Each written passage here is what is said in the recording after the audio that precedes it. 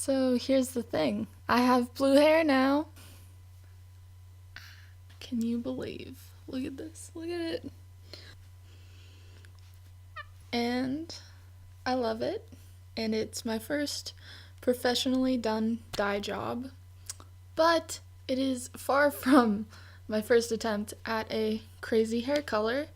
In fact, I have 3 videos on this channel at various attempts at purple, which you may have seen. If not, links will be around. And today I wanted to do a bit of a reflection on all of those hair dyeing experiences and tell you what all I have learned, because we have come a long way and I don't want you making all of the mistakes that I have made, because my hair looked kind of bad a few times, which if you've seen the dyeing videos, you're aware of. So in case you don't know or you haven't seen them, I have dyed my hair purple 3 times. First I used Garnier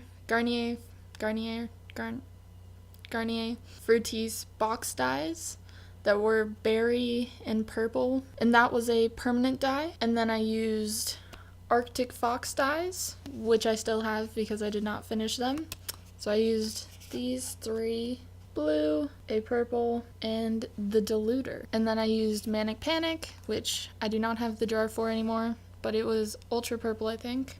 And then I got this done. So the Manic Panic and the Arctic Fox were both semi-permanent, so they did not damage my hair. And I also diluted both of them. So with the Manic Panic, I used just a generic conditioner to dilute it. So first, Garnier Fructis box dyes. Permanent box dyes, which means that they are extremely damaging to your hair.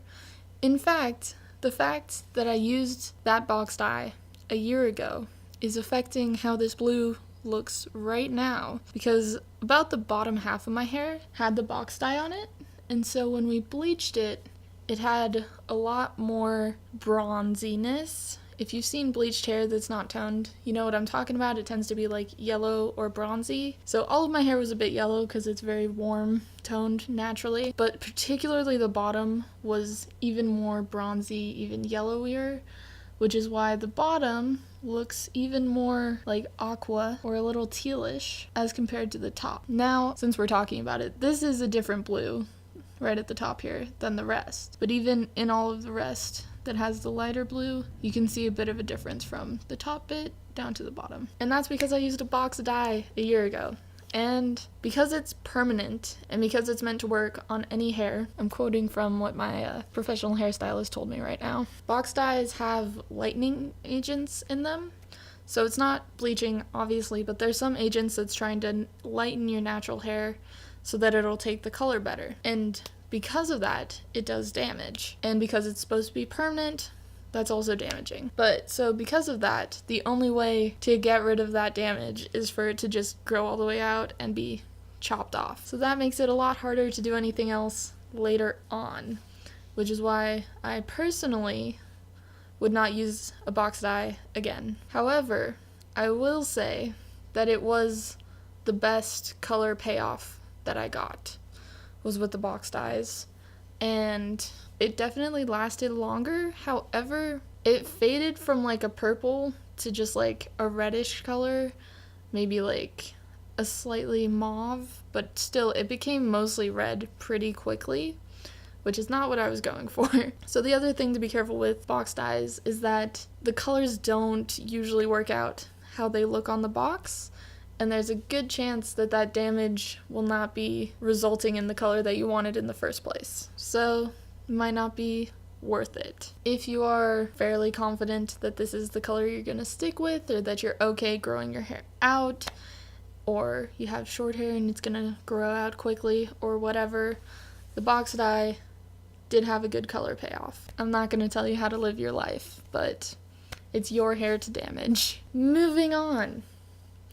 Arctic Fox, these boys. This was my let's experiment with mixing stuff, because I hate this red that my head has become and I want it to be cool toned. That's why I got the blue along with the purple. And I actually used more of the blue than the purple, knowing that because my hair was pretty red, it was gonna end up warm toned no matter what. And the thing that I think was my biggest mistake was actually using a diluter. Because I was working on my natural hair and not bleached hair, it's a lot harder to get the color to come out the way you want it to, because these colors have to fight against my natural color, which is like sort of a dirty auburny blonde brown mix. At that point it was more on the red side because of the box dyes still. So these were fighting like an orangish brownish color, and with the diluter you're taking away the amount of pigment that you're putting on your hair. And so what ended up happening is that my hair was darkened, but you could not really tell that I was going for purple or blue with the outcome. It was like grayish almost. And it had like more cool undertones, which made me happy because I mostly just wanted not to be red anymore. But it was not like a pretty look. It was kind of like an edgy look that I was okay with because it also faded pretty quickly.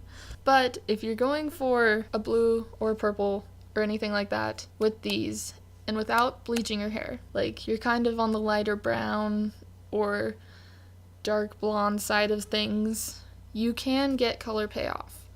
But don't dilute it. Just buy a few of these so you can completely soak your hair. Now, I have not done that, so I cannot say for sure exactly how it would turn out, but I'm fairly confident that it would be significantly better than what I ended up with. So, decent dyes. Don't dilute them unless your hair is blonde, like bleached. Or if you happen to have naturally super blonde hair, then I guess you could dilute it. Because the diluter is kind of supposed to help you get more on the pastel color side of things, and you cannot do that without bleach bright blonde hair. So just don't dilute it. Just don't do it. And this is pretty much the same story that applies with my manic panic experience. I had just one little jar, and so I decided to get conditioner to dilute it, and it turned out pretty similar, where it was really dark, almost blackish. You could kind of see the purple undertones, but not totally. That one I did not get the like weirdly gray effect as much, which is probably because I didn't have blue and purple going on, but it was also not what I was going for. And I think it would have been much better if I would have just done all purple dye, like 2 or 3 jars, because it takes a lot to cover your hair. Like, I have thick hair. You need a lot of product to cover all of your hair completely soaked through.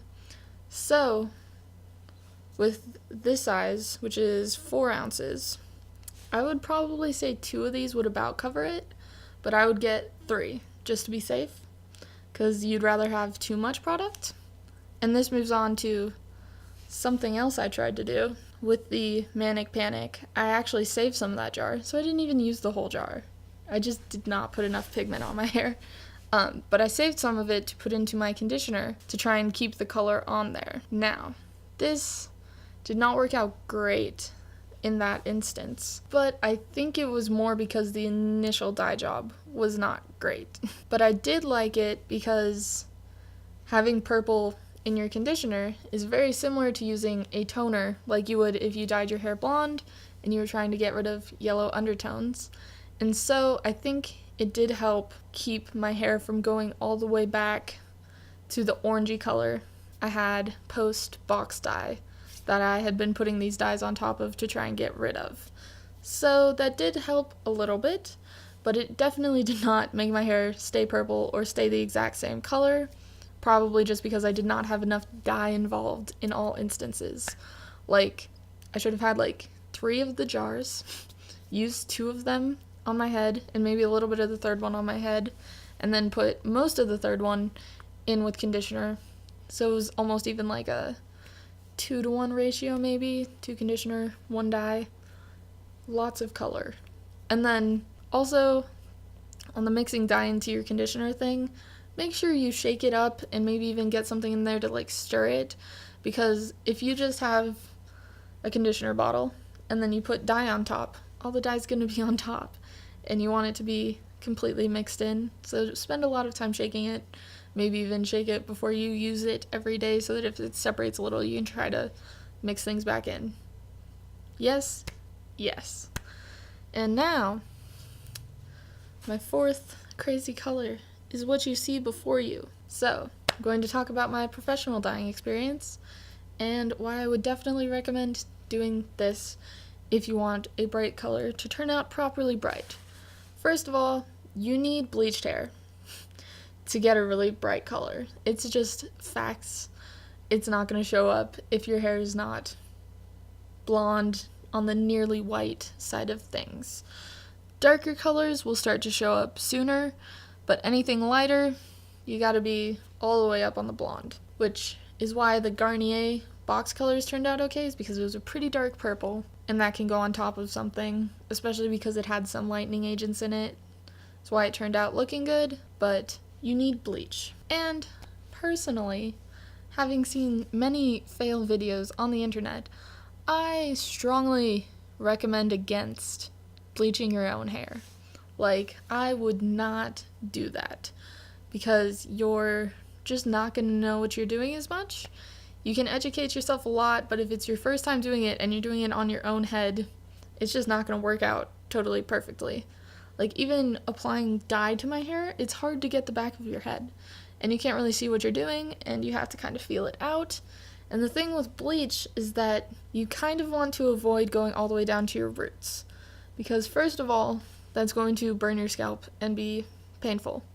Second of all, the bleach can, like, more permanently damage your hair, like, into the cuticle. That's not what it's called. Follicle. Like, really damage it beyond what you actually put the bleach on, like, more long term if it gets down in there. You don't want bleach in your head. Just not a great place for chemicals. And in order to avoid the roots and apply it evenly, you just should involve a professional. So we bleached all the way around, everything bleached. Let it sit until it got to a light enough color.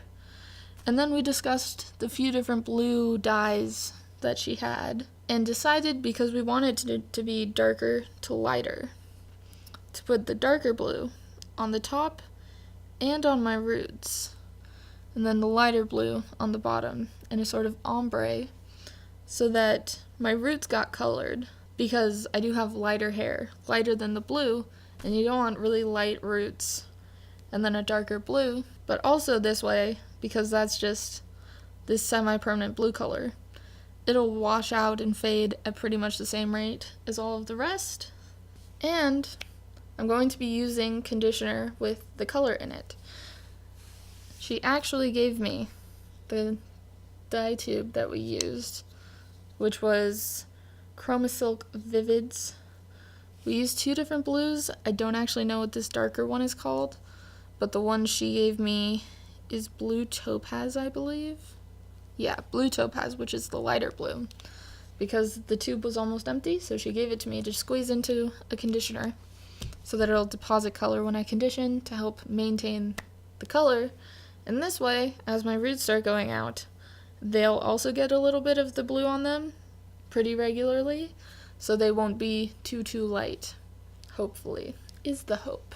And just the general amount of thought going into this is so much better than me just throwing color on my own head, also much safer, and I generally recommend that you pay a stylist to color your hair. I would recommend checking out, like, Instagram profiles in your area to see if you can find a colorist that has done, this is like fashion color, in a color similar to what you want, so that, you know, when you go in, you can show them, like, I saw you did this person, this color, and that's what I want, and you know what you're going to get. Also, be sure to tell them ahead of time what color you're going for, to be sure they have enough of the right dye in stock. And if you care a lot about what brands of dye they're using, you can also ask about that. And just trust a professional. That's my opinion, because it looks so much better than all of my other attempts. However, because of the situation with the bleaching, where the bottom looks pretty aqua, there's a decent chance that my hair will start to turn greenish, which is not what I want, which is why I'm going to use the conditioner and not shampoo, wash my hair every day, probably wash it every other day or every couple days depending on it, because I'm so used to washing my hair every day because that's how I style it basically, like I just let it dry into its curls. But I'm going to work on not washing it every day and when I do wash it, using the conditioner with the dye on and leaving that on for a few minutes so that hopefully it maintains pretty well. But at some point, I'm probably going to put this darker blue or something very similar to it all over myself, since now that it is bleached already, it should take the color pretty well, especially if it's starting to fade, and putting a darker color on top to stop it from going completely green. So you might get to see that, and at that point I will also switch up the conditioner I'm using probably to something with a darker blue depositing. So if you want to see more about my blue hair journey, stay tuned and let me know below, because the purple hair, she is gone for now. We have moved on to a new